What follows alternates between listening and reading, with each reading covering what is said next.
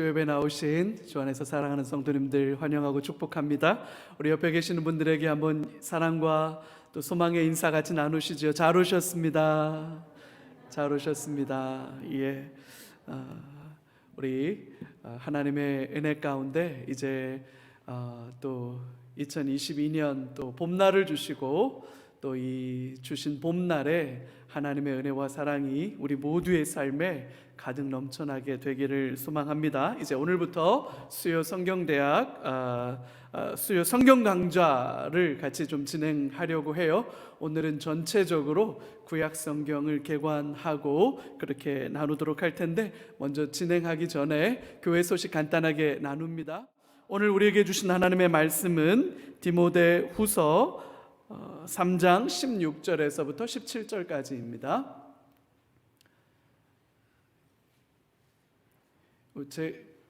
그냥 PT만 올려주세요. 화면에는. 네.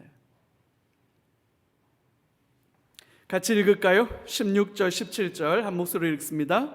모든 성경은 하나님의 감동으로 된 것으로 교훈과 책망과 바르게 함과 의로 교육하기에 유익하니 이는 하나님의 사람으로 온전하게 하며 모든 선한 일을 행할 능력을 갖추게 하려 함이라.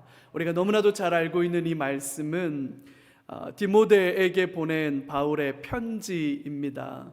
디모데에게 두 번째로 보낸 편지고, 아마도 바울은 자신의 삶이 얼마 남지 않은 것을 잘 알았기 때문에 자기의 후배이자 자기의 사역을 잘 계승해 갈 디모데에게 어떻게 사역해야 될지, 어떻게 교회를 지켜가야 할지 권면하고 도전하는 내용을 담고 있을 텐데요. 그 3장 16절과 17절 말씀에 모든 성경은 하나님의 감동으로 된 것이다. 지금 이 디모데 후서를 쓰는 사람이 바울인데, 본인이 쓰면서도 뭐라고 말하냐면 모든 성경은 하나님의 감동으로 됐다, 이렇게 말하는 거죠. 성경은 하나님이 저자시다, 그렇게 말하고 있는 거예요. 그래서 교훈, 우리를 바르게 하는 거지요. 책망, 우리가 미끄러지고 넘어지고 때로 실수할 때 가만히 보면 그런 일 참 많아요. 그래서 하나님께서 우리를 책망하시죠. 또 바르게 해줘요. 모르는 거, 몰라서 실수하는 거. 여러분, 몰라서 실수한다고 허용되는 건 아니에요. 나 몰랐어요. 정상 참작은 될지 몰라도 모르고 했다고 해서 그게 아무 일도 아닌 것으로 처리되는 건 결코 아니에요. 모르는 건 독이에요. 모르는 건 위험한 거예요. 성도가 말씀을 모르는 건 굉장히 위험한 거예요. 그래서 바르게 하고 의로 교육한다. 여기서 의로움이라고 하는 것은 참 우리말로 번역하기 어려운 개념이에요. 쩌데크라고 하는 이 단어는 우리말로는 도라고도 번역을 해놨어요. 도리 할 때 그 도자. 의로움이라고 하는 것은 너무 쉽게 간단하게만 번역해 본다면 올바름, 하나님의 올바름, 그것은 하나님의 기준이라는 의미를 가지고 있다고 말할 수 있어요. 하나님의 기준, 내 생각과 내 감정과 내 의지가 아닌 하나님의 기준, 하나님의 계획, 하나님의 일하심. 그래서 우리는 늘 하나님은 뭘 원하실까? 그래서 옛날 청교도들이 질문했던 What would Jesus do? 예수님이라면 어떻게 하실까? 예수님이라면 어떻게 하실까? 우린 이게 우리의 삶의 어떤 길잡이이자 좌표가 돼야 돼요. 예수님이라면 어떻게 하실까? 그걸 물을 수 있는. 자, 그래서 이렇게 성경은 교훈과 책망과 바르게 함과 의로 교육하기에 유익한데, 이런 성경을 주신 이유가 뭐냐? 하나님의 사람으로 온전하게 하기 위해서, 하나님의 사람으로 온전하게 하는 것이 목적이다, 이렇게 말하죠. 하나님의 사람으로 온전하게 하는 것, 온전하다라고 하는 것은 굉장히 중요해요. 성장이기도 하고 성숙이기도 하고 예수님을 닮아간다라는 것이기도 하고, 이게 지난 4주 동안 우리 박범수 목사님을 통해서 나누었던 하나님의 나라이기도 하고, 그래서 성도의 온전함이라고 하는 것은 우리 성도들의 사모함이어야 해요. 주님을 닮아가는 거죠. 사랑하면 닮아가요. 사랑하면 닮아갑니다.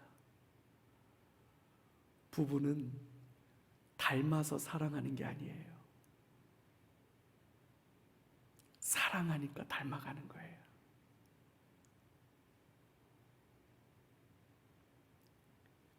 신앙의 연수가 오래되면 오래될수록 우리가 잃어버릴 수 있는 가장 심각한 본질 중에 하나가 사랑은 빠지고 형식이 남는 거예요. 이게 여러분 연력학 2법칙이에요. 엔트로피 증가의 법칙.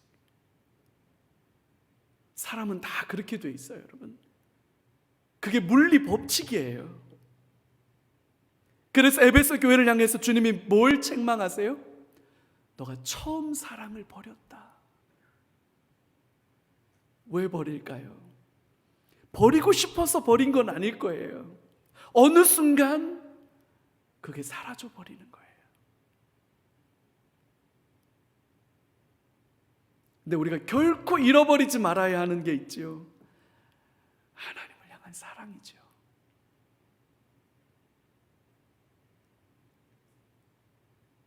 내 주님, 나와 함께 하시고 나를 사랑하는 주님, 그 주님 앞에 서기를 원하는 마음.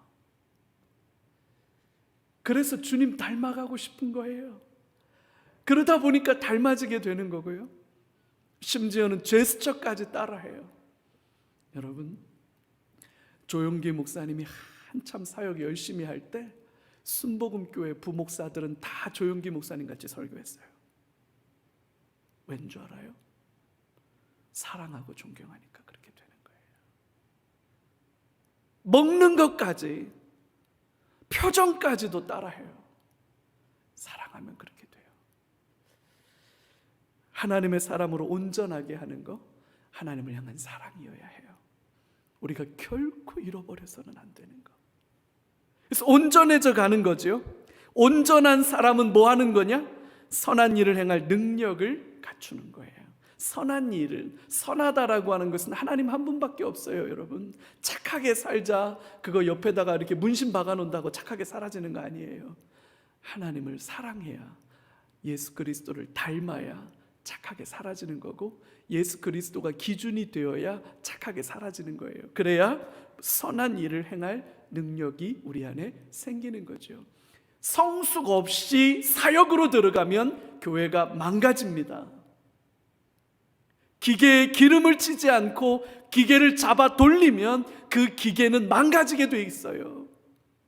사랑하지 않는 사람들이 교회의 리더로 서면 교회는 무너집니다. 하나님을 향한 열정을 잃어버린 사람들이 가장 영향력 있는 자리에 설 때 교회는 위태로워지는 거예요.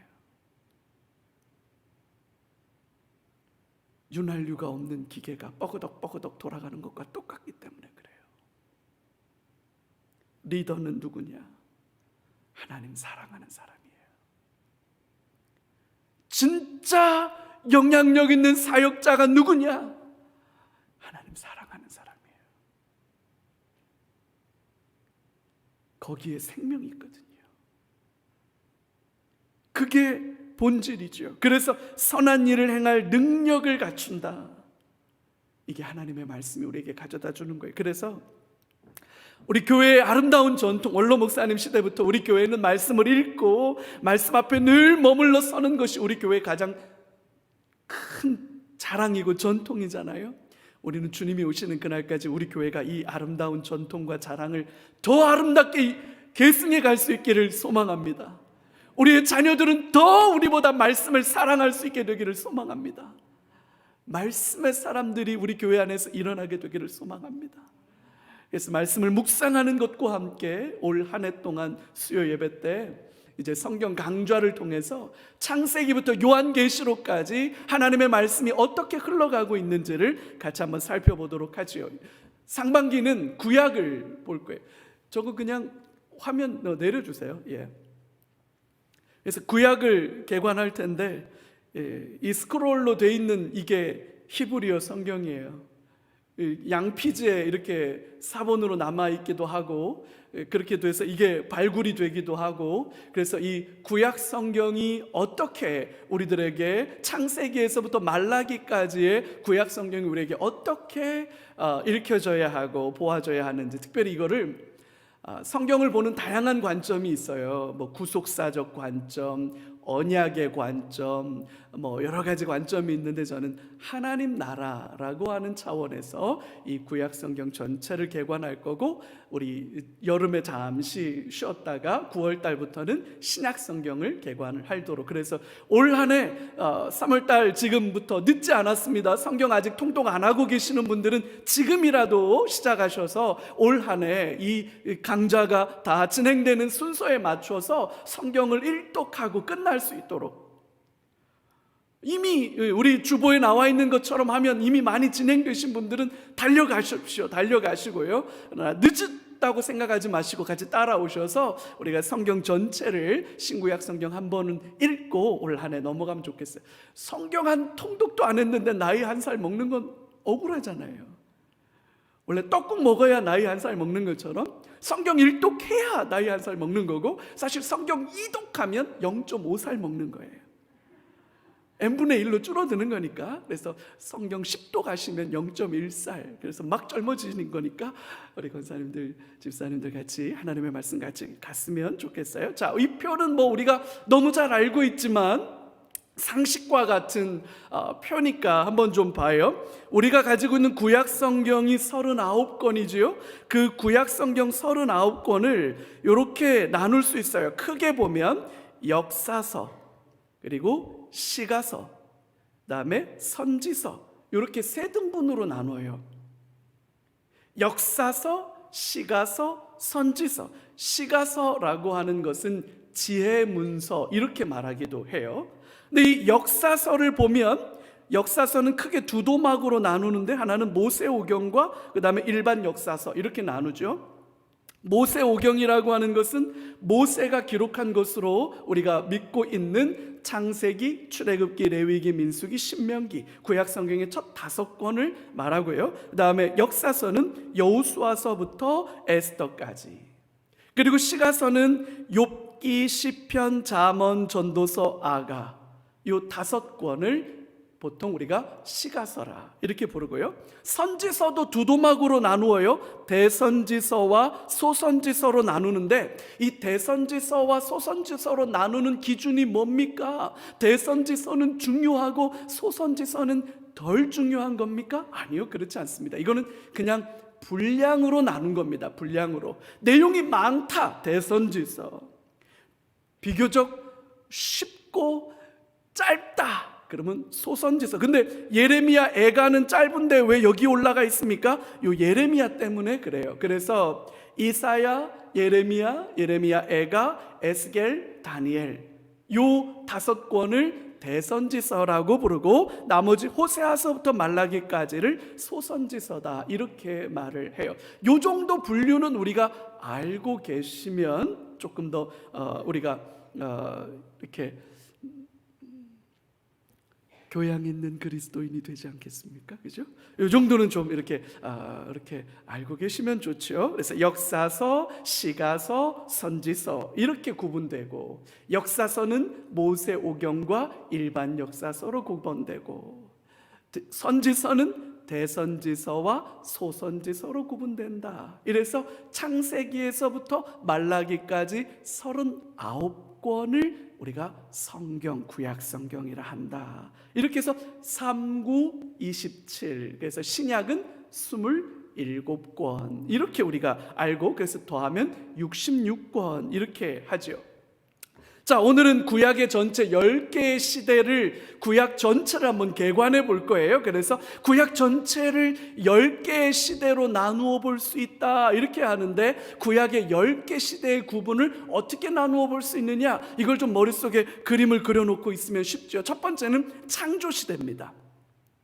창세기 1장부터 11장까지가 주요한 내용이에요. 그래서 창세기 1장부터 시작해서 11장까지에 나오는 요 내용을 원역사, 오리지널 히스토리 이렇게도 얘기를 해요. 아주 오래된 역사들을 다루고 있는 그 기원과 관련되어 있는 오리진이라고도 하고 아르케라고도 하고 그 이야기를 담고 있는 내용이에요. 그래서 하나님이 창조하셨다. 하나님이 창조하셨다. 그리고 창조된 그 하나님의 세계가 아담과 하와가 선악과를 따먹으로 인해서 타락되었다. 타락한 인간이 에덴에서 쫓겨났다. 쫓겨난 인간들이 보여주는 문화가 두 갈래로 탁 나누어집니다. 가인이 만들어낸 문화와 아벨이 죽고 셋을 통해서 만들어지는 문화가 전적으로 다르게 나타납니다. 그래서 인류가 어떻게 시작됐고 인류가 어떻게 죄로 인해서 망가지게 됐는지를 추적해주는 이야기들을 담고 있습니다. 그곳에 노아의 홍수, 사실 노아의 홍수는 노아의 홍수 심판이라고 말해야 정확하겠죠. 하나님이 심판해 버리시는 내용이에요. 코로 숨쉬는 모든 것들을 다 하나님은 죽여버리셨습니다. 여러분, 성경은 여기에서 출발해야 돼요. 성경을 교양과 매너의 책으로 접근하려고 하는 사람들은 코로 숨쉬는 모든 사람들을 다 죽여버렸다 이렇게 표현하는 것을 부담스러워해요. 그건 너무 잔인하잖아. 그건 너무 터프해. 아니요, 여러분 오해하지 마세요. 성경은 굉장히 터프하게 시작하는 거예요. 죄를 가진 인간이 아무런 대안이 없고 아무런 길이 없고 그 막다른 골목에서 결국 멸망과 저주와 심판 아래 있다라는 것을 인정하지 않으면 여러분 구원이라는 것도 없는 거예요. 기독교 신앙은 여기에서 출발하는 거예요. 전적으로. 여러분, 이건 교양과 매너의 문제가 아니고 생존의 문제인 거예요. 그리고 난 다음에 바벨탑 사건 이야기가 나와요. 하나님을 대적하죠. 하늘까지 닿겠다. 그게 창조시대의 내 사건이에요. 그리고 나면 두 번째 시대가 펼쳐지는데 족장시대라고 해요. 그래서 창세기를 톨레돗이라고 부르거든요. 톨레돗이라는 말이 우리말로 번역하면 족보란 뜻이에요. 족보. 그래서 창세기 12장부터 50장까지는 족보 이야기입니다. 족보. 우리 시조 할아버지가 어떤 분이셨는지, 그 시조 할아버지의 아들 할아버지, 그 아들 할아버지의 아들 할아버지, 그 아들 할아버지의 아들 할아버지, 이게 모세에게 왜 중요하냐? 요 4대째 요 할아버지가 결국 우리를 애굽에서 살게 하신 할아버지야.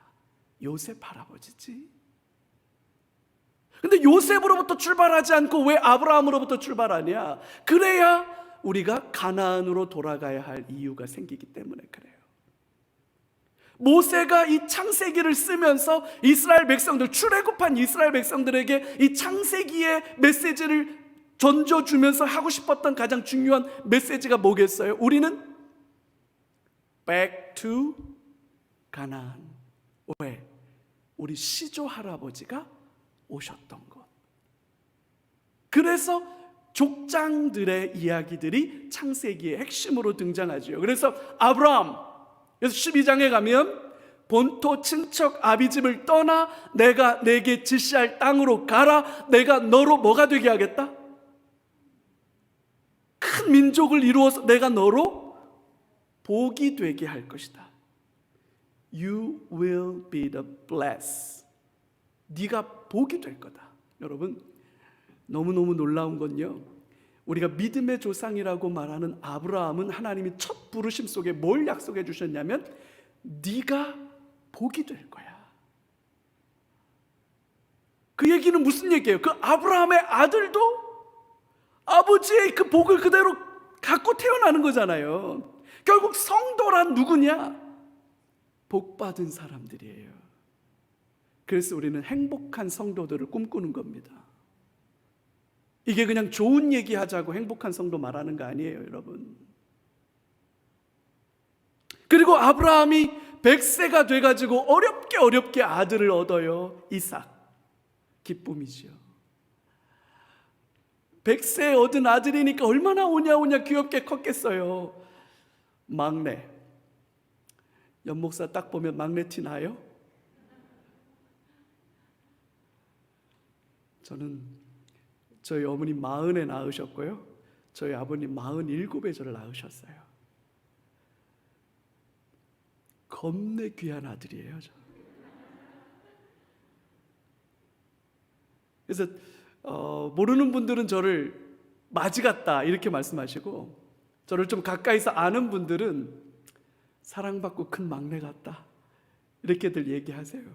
아마 저는 되게 늦둥이 막내 아들로 태어나서 그런지 이쁨 받고 큰 것 같긴 해요. 누님들로부터도 참 사랑 많이 받았고, 맨 위에 형님 계신데 형님으로부터도 사랑 참 많이 받았고 그랬던 것 같아요. 이삭, 그 막내로 태어나가 너무너무 귀한 아들로 태어나가지고 유약했던 것 같지만 그 유약했던 이삭이 야곱을 낳아요. 그리고 그 야곱이 12아들을 낳아요. 근데 그 12아들 중에 야곱의 유일한 사랑이라고 말해줄 수 있는 라헬이라고 하는 아내가 있었는데, 네 아내 중에 하나인데, 그 라헬에게서 어렵게 얻은 아들이 요셉이거든요. 그래서 아버지 야곱은 그 요셉을 너무너무 사랑했어요. 근데 이 너무너무 사랑한 게, 여러분, 죄인들의 지나친 사랑은 문제를 만들어내요. 아이러니죠. 죄인이 너무너무 사랑하면, 하나님 사랑하는 거 말고요, 죄인들인 인간이 너무너무 사랑하면 여러분 그게 꼭 문제 만들어냅니다. 요셉이 형들의 미움을 받고 죽은 것처럼 이렇게 여기고 살았어요. 얼마나 가슴에 묻고 산 거죠. 근데 여러분 놀라운 건, 창세기 이제 우리가 다음에 이거 보겠지만 그 야곱에서 요셉 이야기로 넘어가는 시점에 창세기 38장에 느닷없이 유다 이야기가 나와요. 근데 이 유다 이야기는 며느리 다말과의 이야기가 섞여 나오는데, 이거는 요즘 시대에도 아침 드라마 소재로 부적절해서 방송심의위원회에서 필터될 수 있는 내용이에요. 엄청 심각한 내용이 나와요. 왜 이 창세기 38장이 거기에 끼어들어가가지고 이 거룩한 하나님의 말씀에 이렇게 천박한 내용이 들어갔을까? 그것도 아주 놀라운 이야기예요. 놀라운 이야기. 그래서 족장시대가 펼쳐집니다. 그래서 요셉이 이제 애굽으로 내려가게 되고 야곱도 애굽으로 내려가게 되면서 애굽에 정착하는 이야기. 그러면 그 다음에 이제 무슨 얘기가 펼쳐지겠습니까? 출애굽하는 이야기가 나오겠죠. 그래서 세 번째, 구약의 10개로 쪼개서 나눈다면 세 번째 페이지는 출애굽 시대에 대한 이야기입니다. 출애굽기와 레위기가 주요한 내용이에요. 애굽의 10개의 신들을 다 깨뜨리고 맨 마지막에 생명의 신 오시리스, 그 생명의 신마저도 하나님께서 밟아 뭉개뜨리시고 이스라엘 백성들, Let my people go, 내 백성으로 가게 하라. 이제는 막 애굽 사람들이 자기들이 가지고 있던 금덩이, 비싼 거, 막 보석, 이거 다 줄 테니까 제발 가라, 제발. 그래서 제발 가라. 그렇게 해가지고 떠밀듯이 이스라엘 백성들이 출애굽하게 되죠. 하나님이 바다를 갈라버리셔요. 바다를 가르고 그 마른 땅을 건너가게 하세요. 할렐루야. 오늘 우리에게 바다를 가르시는 하나님의 은혜가 있기를 소망합니다. 하나님이 우리를 출애굽시키시는 은혜가 있기를 소망합니다. 어쩌면 구원은 이 시대에서 우리는 여전히 이 시대로부터 구출되는 탈 세상일지도 몰라요. 그래서 출애굽기, 자 그러면 네 번째는 이제 출애굽한 이스라엘 백성들이 약속의 땅 가나안으로 들어가야 되는데, 하나님께서 이스라엘 백성들을 출애굽시키고 난 다음에 40년을 광야에서 뺑뺑이 돌리는 게 하나님 계획이 아니었어요. 10여일이면 갈 수 있어요. 10여일이면. 일단 맨 뒤에서 요 고대 이 구약을 이해할 수 있는 지도를 같이 우리가 살펴볼 텐데, 10여일이면 갈 수 있어요, 가나안을. 근데 이스라엘은 우린 도저히 못 간다. 우리가 갈 수 있는 곳, 우리가 정복할 수 있는 곳, 싸워서 이길 수 있는 곳이 결코 아니다. 우린 절대로 못 이긴다. 우리는 메뚜기다. 메뚜기 컴플렉스.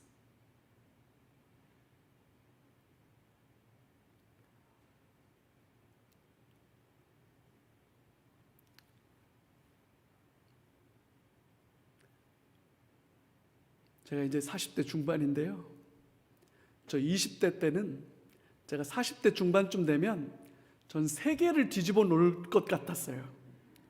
하여튼 내가 빌리 그레함, 하여튼 내가, 근데 30대쯤 돼서는 이제 그 범위가 한국 땅으로 줄어들더라고요.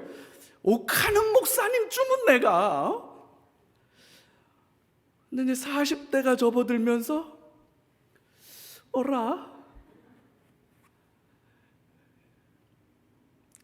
지금은 아버지 은퇴를 할 수 있는 은혜를 주십시오. 끝까지 달려갈 수만 있으면 좋겠습니다. 중간에 포기하지 않을 수만 있어도 저는 만족합니다. 그런 마음이 들 때가 더 많아요. 우리를 무너지게 하고, 우리를 작아지게 하고, 우리를 낙심하게 하는 일들은 세상에 수두룩 빽빽해요.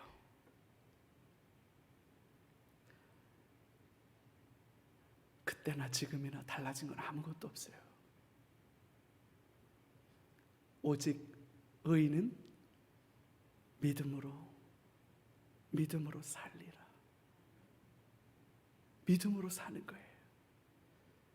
근데 그 말씀에 순종하지 않고 40일을 정탐했는데, 40일을 정탐하고 돌아와서 10명의 정탐꾼은 우리 메뚜기, 2명은 아니야, 하나님이 약속하셨잖아.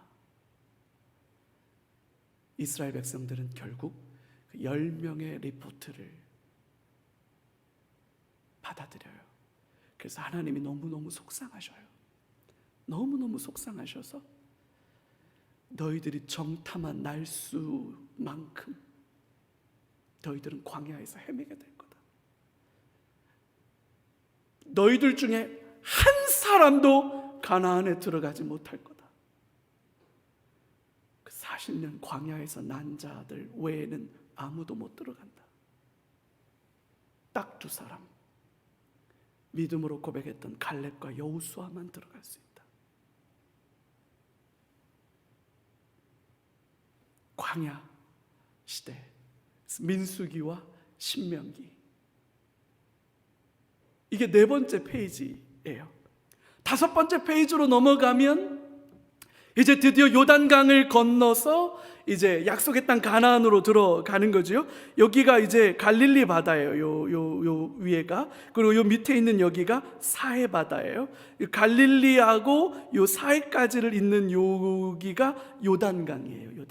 요단강 동편. 그래서 루벤 지파, 갓 지파, 그리고 여기 므낫세 반 지파가 요 땅을 차지하고, 이쪽 이제 요단강을 이렇게 건너죠. 여기가 길갈이니까 이쪽에서 이렇게 건너서 요 여리고를 건너는 거예요. 사해 바로 위에. 여기로 건너서 길갈에서 첫 번째 캠프를 치고, 이제 우리가 지금 여호수아를 보고 있으니까 기본적으로 이 가나안 정복 전쟁은 어떤 전쟁이었냐면, 지금 러시아 군대가 우크라이나를 침공할 때 세 개의 방면에서 쳐들어갔다. 그래서 이 그 두 개를 이 함락 두 개의 그 분리 독립을 하려고 했던 나라를 거기를 쳐들어가고, 그 다음에 저쪽에서 해서 키예프라고 하는 그 수도를 쳐들어가려고 하는 그런 작전을 했다, 이렇게 말하는데, 여호수아를 통해서 이스라엘 백성들은 어떤 작전을 펴냐면요, 여기에서 요단강을 건너요. 그래서 길갈에서 여리고 성을 점령하고 난 다음에 요 중앙을 딱 잘라서 중앙부를 공격해서 점령합니다. 그래서 가나안을 둘로 쪼개버려요. 북쪽 가나안과 남쪽 가나안을. 그래서 이 가나안이 하나로 뭉치는 것을 차단시켜버려요. 반으로 갈라 쪼개놓고 반반씩 먹어가는 거예요. 그런 작전을 통해서 이제 가나안 정복 전쟁을 수행해 가지요. 이게 여호수아에 등장해요. 근데 이 가나안 정복 전쟁이 성공해요, 실패해요? 결과적으로는 실패하죠. 하나님이 원하셨던 가나안 정복 전쟁은 가나안에 살고 있던 모든 원주민들 7 부족을 다 한 사람도 남김없이 싹. 근데 여호수아가 하나님 앞에 제대로 묻지 않고 여부수족과 조약을 맺어버려요. 유다 지파도 결국 다 몰아내지 못하고, 나머지 부족들은 이제 우리가 땅 분배하는 내용들을 보면서, 그죠? 결국 다 점령하지 못하기 때문에 땅 분배를 먼저 합니다. 너네들이 차근차근 정복하라. 근데 그게 성공하지 못해요. 그것 때문에 이제 가나안 살기 시작하면서, 가나안 땅에 정착해서 살기 시작하면서 어떤 일들이 벌어지느냐, 6번째 페이지는 결국 사사기가 도래하죠. 각 사람이 각자 소견에 오른 대로. 너무 슬픈 이야기죠. 각 사람이 자기 소견에 오른 대로 행하기 시작하는 거예요. 결국 뭐를 잃어버린 거예요? 하나님을 잃어버린 거예요. 그때에 뭐가 없으므로? 왕이 없으므로. 왕이 없나요? 왕은 있죠. 누가 왕이시죠?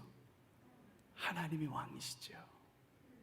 하나님의 왕 되심을 인정하지 않으려는, 여러분, 그게 죄거든요.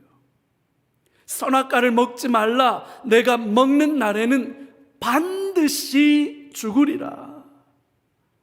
근데 죽을까 하노라. 그리곤 너희가 하나님과 같이 되리라.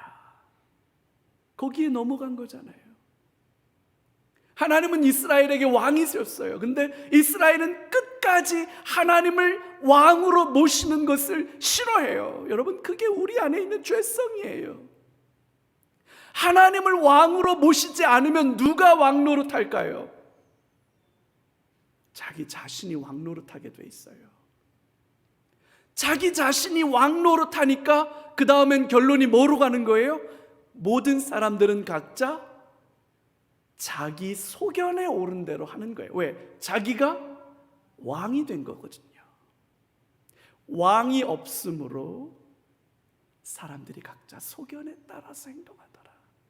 그 말은 굉장한 아이러니예요, 사실. 사사기에 룻기, 이 성경들이 이 사사시대를 배경으로 하고 있죠. 7번째 페이지로 넘어가면 그 사사시대가 약 400년 정도 진행되다가 그 사사시대가 이제 마무리됩니다. 마지막 사사인 사무엘이 하나님 앞에 기도할 때 하나님이 마지못해서 왕을 고를 수 있도록 해주고 첫 번째 왕이 사울. 그러나 사울은 하나님의 마음에 합한 자가 되지를 못했어요. 그래서 하나님께서 새로운 사람을 일으켜 세워주셨죠. 여러분, 이게 굉장히 중요해요. 왜 첫 번째 왕은 버림받았을까? 왜 처음부터 하나님은 다윗을 세우지 않았고 왜 사울을 세운 걸까? 사람이 세우는 왕은 결코 구원을 가져다 줄 수 없는 거예요. 사람들이 만들어낸 역사는 결코 하나님의 구원 역사를 이루어낼 수 없는 거예요. 결국 하나님이 주권적으로 개입하셔야만 하는 거예요. 대타를 세우시는 하나님. 그래서 하나님은 다윗을 일으켜 세우셔서 다윗을 통해서 이스라엘의 새로운 왕을 세워놓으실 때 다윗은 그가 전심으로 하나님께 마음을 기울인 왕이었죠. 요 밑에 영어로 써 있는 글귀가 뭐냐면 하나님의 마음을 가진 사람, 그런 말이에요. 하나님의 마음을 가진 사람, 하나님의 마음을 가진 사람.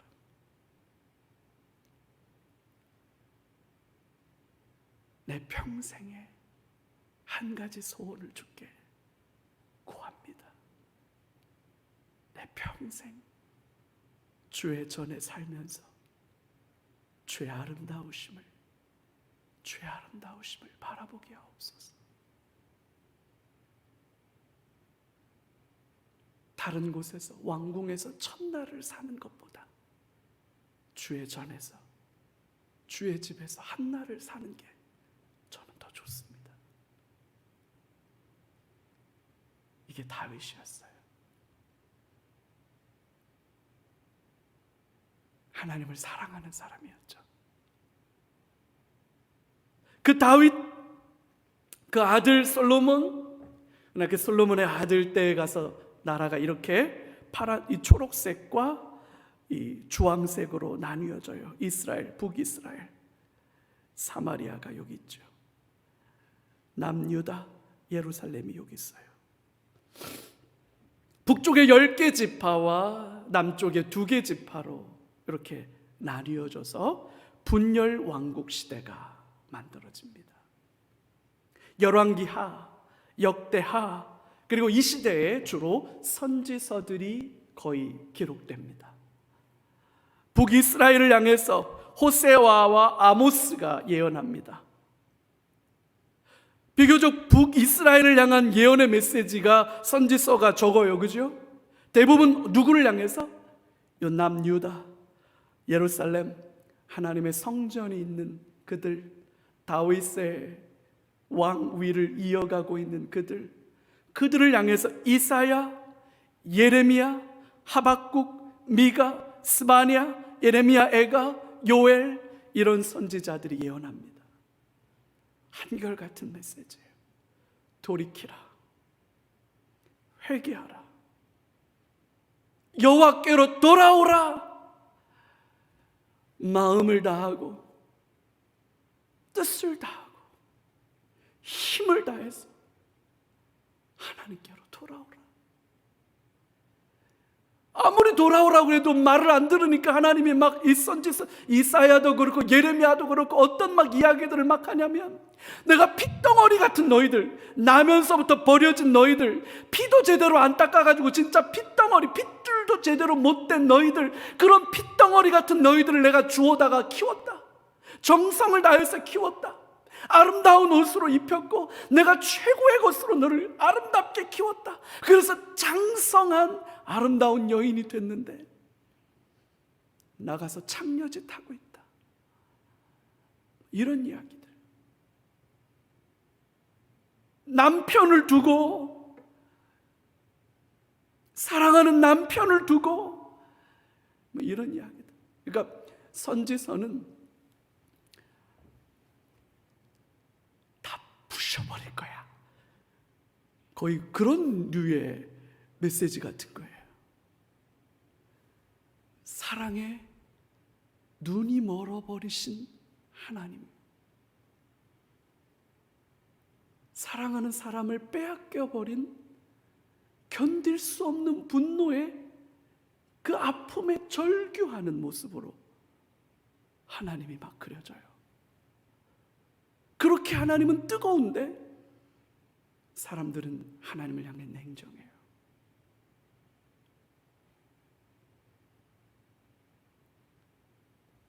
아수르, 여기 지역에 있는 그 아수르, 그곳을 향해서 요나, 나훔이라고 하는 선지자가 예언을 하고, 에돔, 여기 에돔이 여기예요.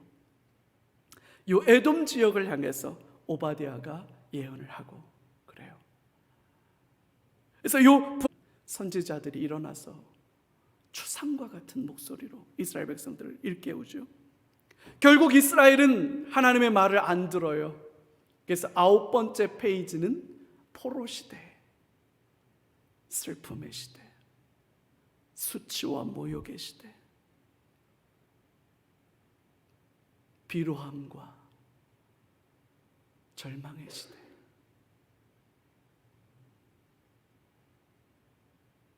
성은 함락되었고 성전은 짓밟히고 이스라엘은 포로로 끌려가고 소망 없는 날들을 살아갈 수밖에 없는 다니엘. 그럼에도 불구하고 다니엘은 왕이시여, 내 이야기 똑똑히 들으시오. 그 불타는 풀무에서 하나님이 우리를 건지실 겁니다. 그러나 그리 아니하실지라도 우리는 하나님을 부인하지 않습니다. 망한 나라의 젊은이들이, 비로하기 이를 데 없는 청년들이 하나님을 향하여 그 소망의 기치를 들고 왕이시여 똑똑히 들으시오. 하나님이 우리를 건져주실 겁니다. 그러나 그리하지 아니하실지라도. 너무 멋진 고백들이죠. 그래서 다니엘서는 하나님의 회복을 그리고 있어요. 에스겔, 성전에서부터 물이 흘러나와서 그 물이 닿는 곳마다 살아나요.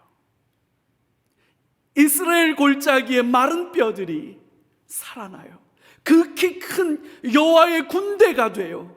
아무도 감당할 수 없는 군대가 돼요. 할렐루야. 이게 어느 시대 때? 포로 시대 때. 나라는 이미 망했고 수도는 다 불타고 폐허가 되었고 성전은 다 짓밟혀 버렸는데 왕들은 다 포로가 되어서 끌려가 버리고 비참한 죽음을 죽었는데 그 땅 백성들은 이 꿈을 꾸기 시작하는 거예요. 하나님의 일을 하실 거다. 에스더, 내가 죽으면 죽으리라. 아유, 참. 내가 죽으면 죽지. 내가 죽으면 죽을 거야. 그렇게 나아갈 때 하나님의 구원이 임하죠. 10번째 페이지에는 이스라엘 백성들이 그 포로에서 돌아와요.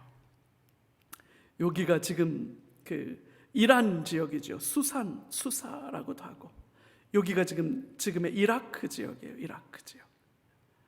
여기에서부터, 이 걸프만이고요. 여기가 걸프만인데, 여기에서부터 이스라엘 백성들이 이렇게 길을 거쳐서 예루살렘으로 세 차례에 걸쳐서 돌아와요. 수룹바벨은 다윗 왕가의 혈통이에요. 왕족이에요. 총독으로 부임해요. 총독으로. 두 번째는 에스라는 제사장이었어요. 에스라가, 세 번째는 느헤미야는 총독으로 부임해요. 세 번에 걸쳐서 이스라엘 백성들이 돌아와서 예루살렘 성을 재건하고요, 그 다음에 예루살렘 성전을 재건해요. 왜 이 성전과 성이 재건될까요? 하나님의 약속이지요. 결국 뭐를 꿈꾸게 되느냐면 다윗의 후손 메시아가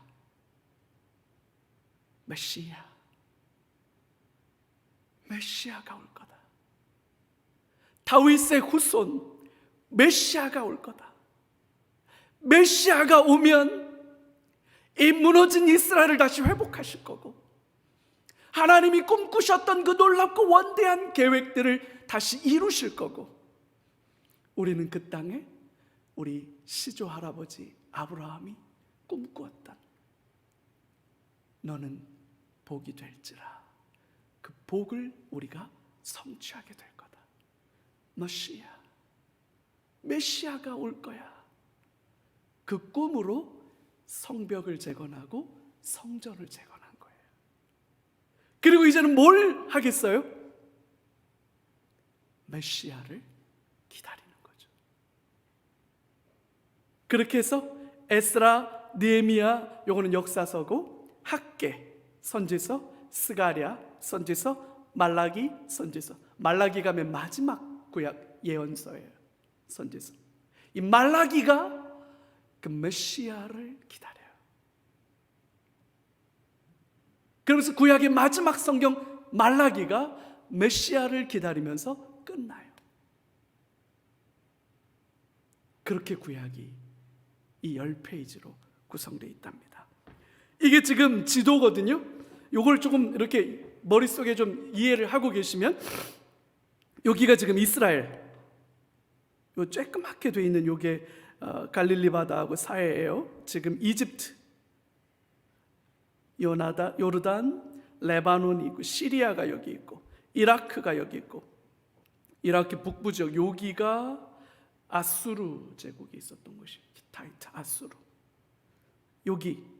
여기가 바벨론, 우리가 알고 있는 페르시아 제국이 이렇게 형성이 되는 거예요.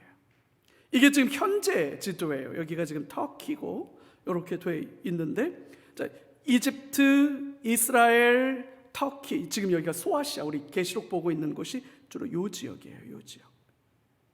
그다음에 여기가 이제 구약 성경으로 건너가 보면 이렇게 돼 있죠. 1번 지역이 이집트, 이렇게 돼 있는 요게 나일강이에요. 나일강의 범람으로 이집트가 제국으로 형성되는 거잖아요. 그래서 이 나일강 때문에 이집트가 거대한 제국이 되는 거예요. 그래서 이 첫 번째 지역은 이집트, 애굽. 두 번째 지역이 이스라엘 지역이에요. 이스라엘 지역. 여기가 요 갈릴리 바다에서부터 요 사해까지 요 요단강을 통해서 요 지역이 주로 가나안, 그리고 여기가 이스라엘, 그다음에 에돔, 아말렉, 그다음에 블레셋이라고 하는 사람들은 요 해안가에 살던 사람들이에요. 해안가에 살던 요 블레셋 사람들. 여기가 이제 주로 구약의 핵심이고, 요 3번 지역이, 여기가 역사를 끝까지 거슬러 올라가면 요 3번 지역이, 여기가 티그리스 강과 유프라테스 강의 상류 지역인데, 티그리스 강과 유프라테스 강이 있는 요 지역이, 그래서 아마 그 로스트 패러다이스라고 하는 신라권을 이야기하는 사람들이 아마 에덴의 위치로 꼽고 있는 곳이 이 3번 지역이고요. 고고학적 발견으로도 이 3번 지역이 인류 문명 중 가장 오래된 문명을 가지고 있어요. 여기가 하란이에요. 하란. 그리고 여기가 우리가 니느웨, 아수르의 수도 니느웨가 있었던 곳이에요. 이 3번 지역 중에. 그리고 4번 지역이 이제 페르시아의 수도, 바벨론의 수도, 그리고 여기가 아마 우루, 아브라함이 부름받았던 우루라고 하는 곳이 아마 요 지역일 거예요. 그래서 요 4번에서 부름받아서 3번으로 갔다가 3번에서 2번으로 갔다가 2번에서 정착하지 못하고 결국 1번으로 갔다가 1번에서 탈출해서 2번으로 결국 들어갔다가 2번에서 결국 4번으로 끌려갔다가 4번에서 결국 3번을 거쳐서 2번으로 다시 온, 이게 이스라엘 역사예요.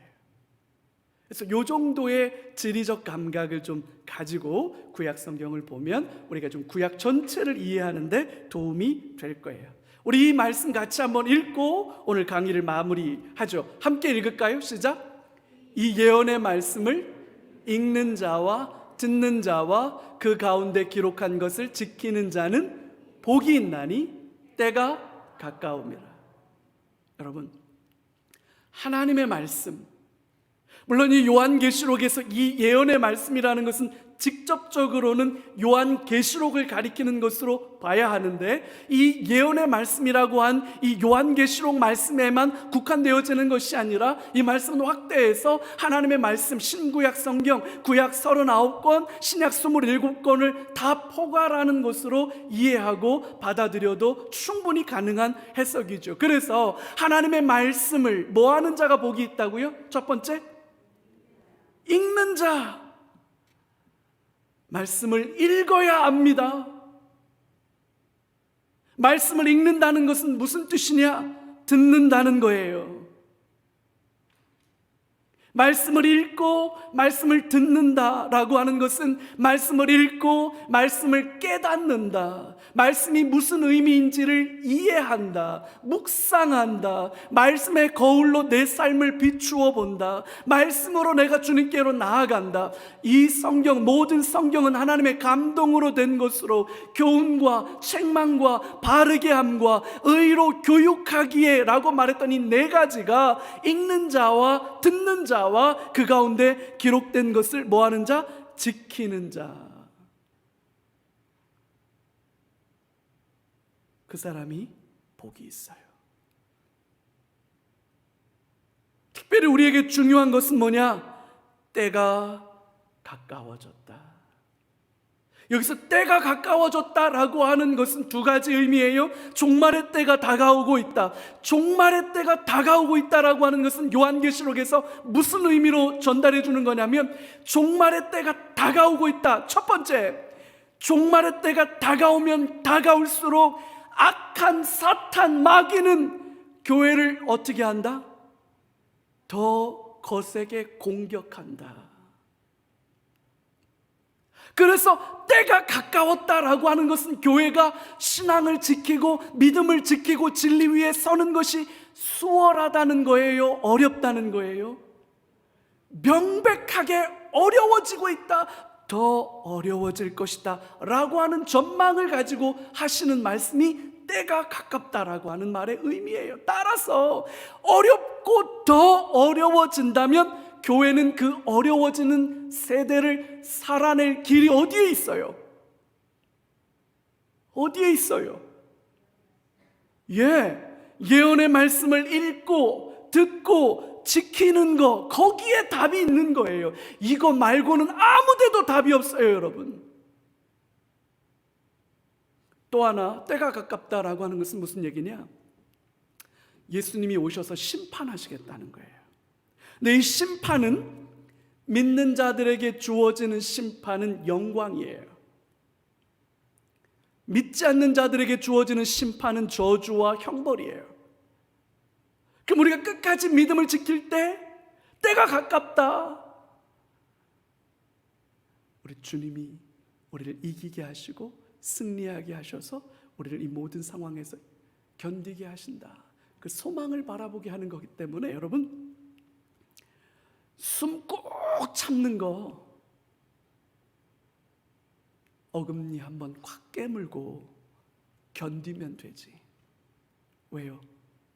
주님 곧 오실 거니까. 아멘. 주님이 오시는 그날까지 말씀을 읽는 것과 말씀을 듣는 것과 지켜 행하는 것, 여러분 이것 열심히 하는 우리가 되기를 소망합니다. 이거 외에는 답이 없어요. 우리 수원 3일교회 여기에 하나님의 넘치는 은혜가 임하기를 주님의 이름으로 소망합니다. 우리